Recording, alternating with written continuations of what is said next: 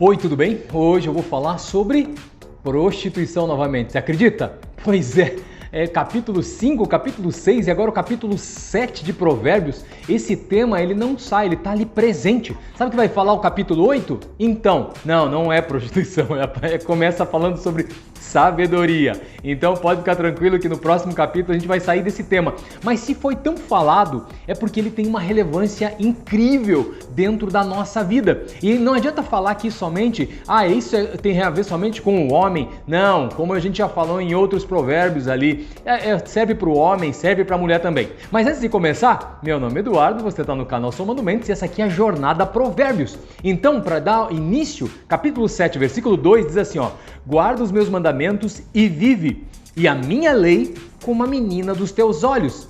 Quando nós vemos aqui dois pontos, guarda a minha lei e guarda os meus mandamentos. Onde estão os mandamentos de Deus? Eu sei, na Bíblia.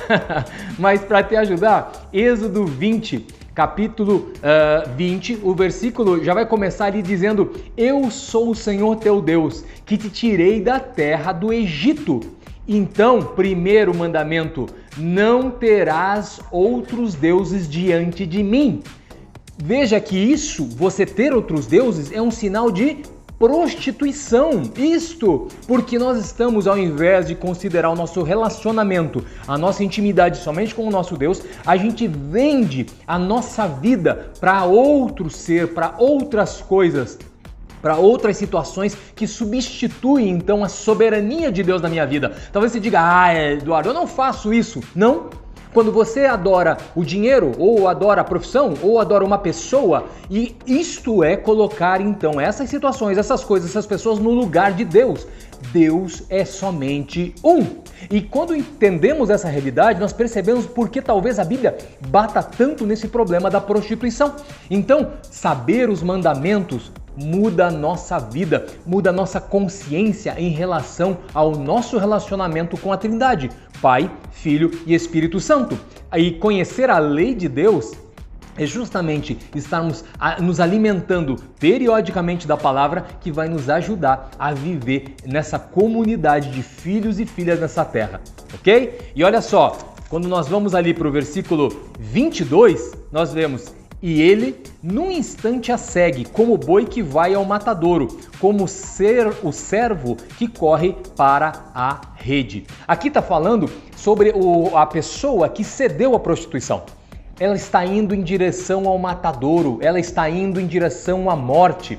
Às vezes nós não entendemos a dimensão disso no mundo espiritual, porque ele não é palpável, mas ele é mais real do que aquilo que você está enxergando agora. Porque é justamente ele que sustenta todo este universo. São essas leis que nós não enxergamos. Isso é o que muda e o que molda a realidade que realmente importa, a realidade espiritual. Se você desenvolver uma vida espiritual forte, você supera todas as coisas. Nós às vezes não entendemos essa dinâmica do matadouro, da morte, porque nós não nos sacrificamos. Jesus, sim, ele se sacrificou. E nós talvez não valorizemos tanto Jesus por conta disso, porque não fomos nós. Não doeu na nossa carne, doeu na dele. Mas isso importa, principalmente que ele fez isso por você, ele fez isso por mim. Olha só, que interessante se a gente for ler Efésios, deixa eu puxar aqui, Tiago, capítulo 1, o versículo 14 e o versículo 15 diz assim, ao contrário, cada um é tentado pela própria concupiscência ou pela própria cobiça, quando esta o atrai e o seduz. E o versículo 15 do capítulo 1, então, vai falar, então, a cobiça, depois de haver concebido, dá luz ao pecado. E o pecado consumado gera o quê? A morte. O pecado gera a morte. E quando vemos aqui, então, que o pecado gerou a morte, é exatamente isso. O boi sendo levado ao matadouro. Estamos indo em direção à morte. E o que mais importa é a vida. Olha o versículo 23. Até que a flecha lhe atravesse o coração, como a ave que se apressa para o laço, sem saber que isso vai custar a vida dela. O que mais importa é justamente a nossa vida. Não te importa a sua vida? Eu sei que sim, importa. Então, não siga em direção ao matadouro, não seja como um pássaro que vai em direção ao laço.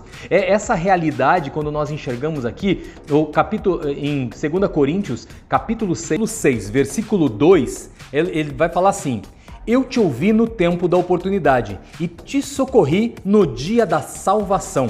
Eis agora o tempo sobremodo oportuno, eis agora o dia da salvação. Se essa palavra chegou ao teu coração agora, é porque hoje é o dia favorável, hoje é o dia da sua salvação. Se você já é salvo, glória a Deus pela sua vida, mas é um bom momento de refazer a tua aliança com Deus novamente, os teus laços com Jesus, o teu vínculo com o Espírito Santo. Se você ainda não é, tome atitude agora, aceite Jesus na sua vida e comece a transformar o teu futuro com este passo. Então, este é o dia favorável. Por isso, Deus abençoe você, Deus abençoe tua família. Leia a Bíblia e se liberte e compartilhe esse vídeo para que outros também conheçam da libertação que vem através da palavra de Deus. Até o próximo vídeo. Tchau!